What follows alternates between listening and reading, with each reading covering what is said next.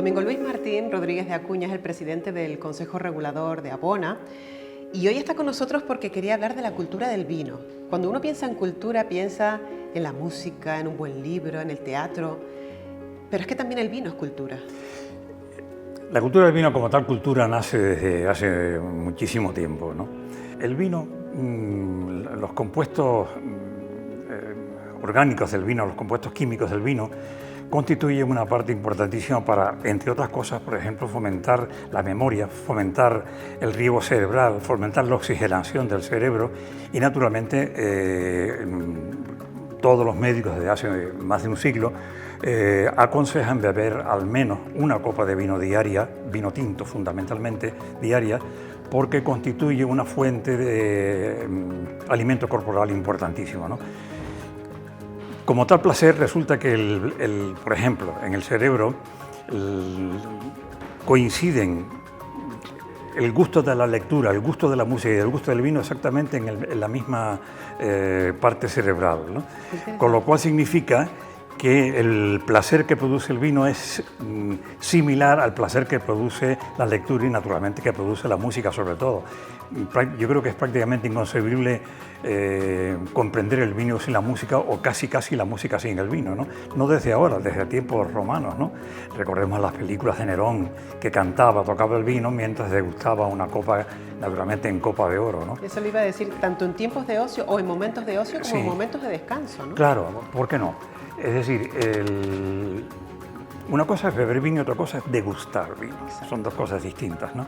Me gusta más la palabra degustar que la palabra cata, ¿no? La palabra degustar es la traducción francesa de nuestra palabra cata, ¿no? La degustación del vino. ¿Por qué? Porque la degustación entraña un concepto mucho más amplio que lo que es una cata. Catar es un punto específico, si es ácido, si es graso, si es amargo, si es dulce, etc. La degustación es el completo. La lengua, que es la que realmente hace la degustación, la dividimos en 4 partes, la punta, el fondo y los 2 laterales, y cada una de esas partes, digamos, es la encargada de determinar si el vino es ácido, dulce, amargo, tánico, etcétera, etcétera, ¿no? Claro, pasa exactamente igual que con un libro. Un libro, cuando lo estamos leyendo, no solamente se trata de comprender la historia de lo que leemos, ¿no? Sino el juego del lenguaje. Mañana le abriremos, respondía, para lo mismo responder mañana, decía San Juan de Fray Luis de León. Es decir, que con solo 2 palabras está haciendo 2 frases. Mañana respondemos, para lo mismo responder mañana. Bueno, pues el vino es exactamente igual. El vino es exactamente igual. El placer de un vino depende también emotivamente del momento en el que el vino se beba. Claro. No es lo mismo beber un vino en un momento de tristeza que beber un vino en un momento de exaltación. Hay muchas óperas que recogen momentos del vino, no ya me refiero solamente al hiperfamosísimo brindis de la Traviata, sino en la caballería rusticana, ¿no? El Viva el vino spumeggiante y tantos otros, ¿no? Hay música sacra que exalta el vino. En fin, tantos, ¿no? Naturalmente la pintura, la degustación visual de un cuadro del Greco, de Murillo, de Monet, de Klimt, va asociada a la degustación de un buen vaso de vino, porque en definitiva el placer psicológico, si me permites decirlo de forma tan amplia, es exactamente igual. Por lo tanto, el vino acompaña o sirve de complemento y aumenta el placer que produce cualquier otra sensación artística. Y Domingo, como presidente del Consejo Regulador, que prácticamente abarca todo el sur de la isla, ¿cómo ha visto en estos últimos años la evolución de esta cultura del vino en esta zona de Tenerife? Ha sido realmente espectacular, ¿no? Es decir, cuando empezamos en el Consejo hace ya 25 años, éramos un grupo de personas con una locura, éramos locos por el vino en sentido literal, si me permite la expresión coloquial, pero no había nada, prácticamente no había nada más que las típicas huertas donde en el borde de los canteros había algunas parritas y se sembraba, ¿no?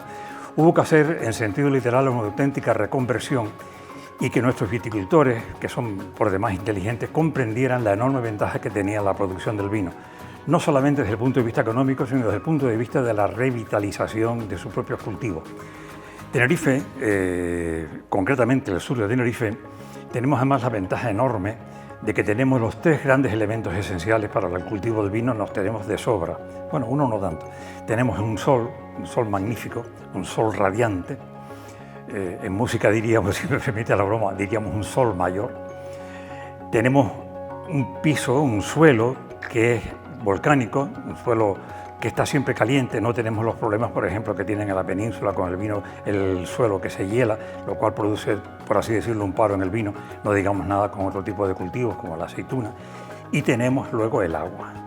El agua para nosotros, el agua nuestra, es un agua, nuestros nutrientes tienen un agua de una extraordinaria calidad porque es un agua pura que viene demanada fundamentalmente de una lluvia purificada, si me permites la expresión, por nuestros vientos alisios y por la filtración que tiene el agua de un suelo basáltico fundamentalmente hasta que llega a los nutrientes.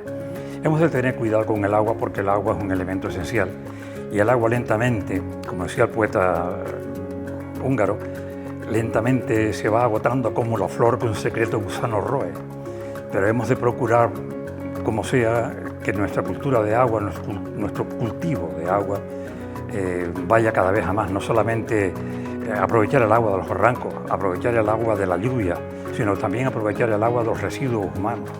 También se está haciendo y un agua perfectamente hábil, ¿no? Poco a poco, los viticultores y naturalmente nuestro Consejo Regulador va comprendiendo esto. Tengo que decir también en su favor que nuestras autoridades administrativas, tanto capitulares, gobernantes del Gobierno de Canarias como nuestros ayuntamientos van entendiendo la importancia del vino y efectivamente hay un cuidado especial en el uso, en la demanda y en el cuidado de nuestras aguas. Tengamos en cuenta, y permíteme que sea muy dramático, que si no hay agua no hay vida. Esto ocurre en la química, ocurre en la física y ocurre en la agricultura. Si no hay agua, no hay vida. Por lo tanto, lo que tenemos que hacer es aprender a gastar el agua, cómo hemos de gastarla, cuándo, dónde y cómo y por qué. Eso es muy importante. Pues Domingo, muchísimas gracias por esta charla tan ilustrativa. Yo creo que ahora hay que celebrar los éxitos pasados, pero sobre todo futuros, brindando con... Espero que sí. Yo, como Consejo Regulador, me siento orgulloso de nuestros agricultores, de nuestros viticultores, de nuestros bodegueros, porque partiendo de cero, como dije antes, hoy somos posiblemente la primera región vitivinícola de Canarias, de manera que con todo mi corazón le doy la enhorabuena a nuestros viticultores. Gracias. Gracias.